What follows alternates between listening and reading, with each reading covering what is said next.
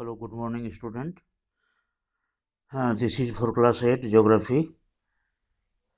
Topic is conservation of resources.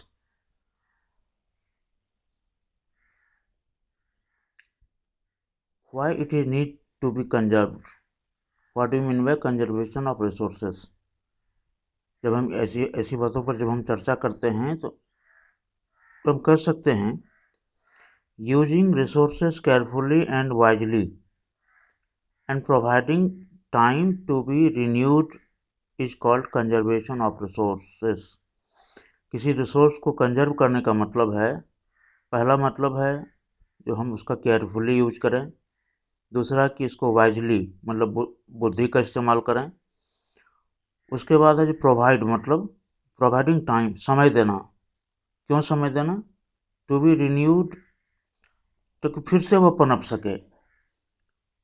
जैसे example लीजिए plant का, तो plants are cut down for the many purposes, but we have to give time, we have to provide time to be rebuilt. तो अगर उसी पेड़ का फिर दोबारा यूज करना है तो हमको समय देना पड़ेगा कि फिर से पेड़ बड़ा हो सके, अधिक से अधिक पेड़ लगाने पड़ेंगे, तो क्या होगा? तो फॉरेस्ट कंजर्व हो पाएगा, प्लांट कंजर्व हो पाएगा, वरना प्लांट का काउंटिंग रीन्यूएबल सोर्सेज में नहीं हो पाएगा। वाटर का ही यूज करते हैं, every drop of water is very precious. हमारे यहाँ पानी का जो बंटवारा है वो ऐसा है कि कहीं नदी पर नदी है, कहीं एक बूंद पानी के लिए लोग तरसता है। जो अंडरग्राउंड वाटर है वो कंजर्व तो ही रहेगा जब हम वाइजली एंड केयरफुली यूज करेंगे, वरना आने वाले समय में पानी के लिए परेशानी हो सकती है। Careless use of resource produce waste. जब हम किसी रिसोर्स का केयरलेस यूज करते हैं तो क्या होता है? वेस्ट प्रोड्यूस होता है, जिसको हम कचरा कहते हैं। जैसे हम अधिक से अधिक अगर हम पेट्रोलियम फ्यूल को बर्न करें, बेवजह हम फैन यूज करें, बल्ब मतलब जलने के लिए छोड़ दें, तो क्या हो जाएगा? ये सब बेकार चला जाता है। वेस्ट ऑफ पेपर, पेपर का हम वेस्ट नहीं करें। क्यों नहीं करें? इसलिए कि पेपर बनाने के लिए प्लांट का जरूरी पड़ता है, पेड़ पौधे काटे जाते हैं, इसीलिए पेपर को बचाना है ताकि पेड़ पौधे बचे रहे, एनवायरनमेंट हमारा ठीक ठाक रहे। इलेक्ट्रिसिटी जनरेट करने के लिए अधिक से अधिक कोयला जलाना पड़ता है, तो हम इलेक्ट्रिसिटी का वाइजली केयरफुली यूज करें ताकि ये वेस्ट ना हो। वही स्थिति वाटर से है, वही स्थिति कोल पेट्रोलियम का भी है।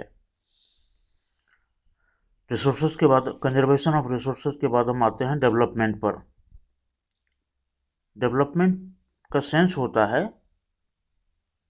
हमारा हमारा जो यूटिलिटी है, हमारा जो कंज्यूमिंग पावर है, जो हम खर्च करते हैं, जो हम उपयोग करते हैं, उसका बढ़ना।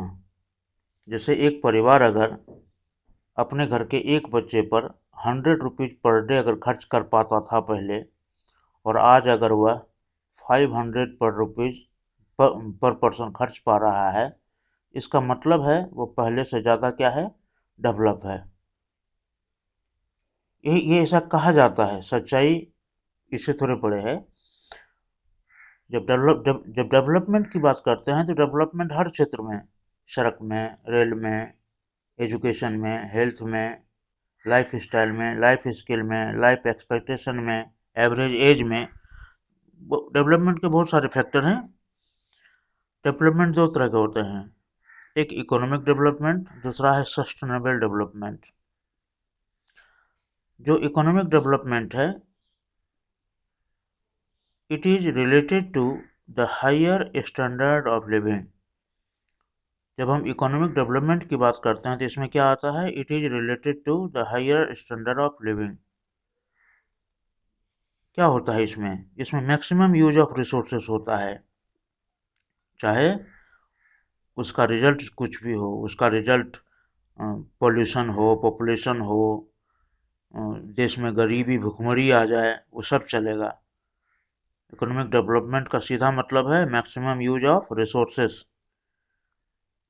दूसरा है इस इकोनॉमिक डेवलपमेंट का प्रोड्यूसिंग मच वेस्टेज।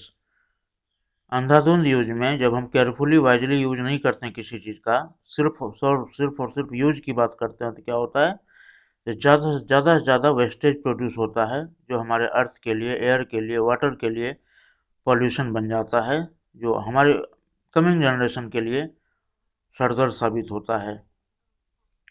दूसरी तरफ सस्टेनेबल डेवलपमेंट। सस्टेनेबल मतलब तर्कसम्मत, व्यापक, समझदारी से भरा हुआ। To use of to use आप कैंसिल कर दीजिए। To use resources carefully. इसमें क्या करना है, किस तरह के डेवलपमेंट को सस्टेनेबल कहेंगे? जब हम रिसोर्स का यूज केयरफुली करेंगे। क्यों केयरफुली करना है? So that it might be available for the future generation. यह जो आने वाली पीढ़ी है, बाद में हमारे बाद की जो पीढ़ी है, यह उसके लिए अवेलेबल हो जाए। ऐसा नहीं हम लोग वर्तमान समय में ही अर्थ का सारा कोल समाप्त कर दें, सारा पेट्रोलियम समाप्त कर दें, तो फिर आने वाली जो पीढ़ी है उसके लिए क्या बचेगा? दूसरी स्थिति है, ये फ्यूचर जनरेशन के लिए कुछ बचा के रखना है। दूसरी स्थिति है लेस प्रोडक्ट ऑफ वेस्टेज, जो कम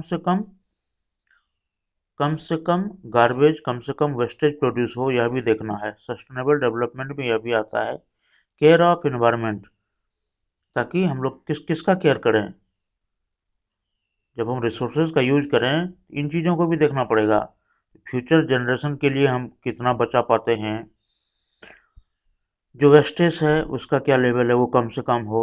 उसके बाद है जो इन्वायरमेंट है। इन्वायरमेंट में कल मैंने बताया था कि इन्वायरमेंट के दो पार्ट होते हैं, बायोटिक और अबायोटिक।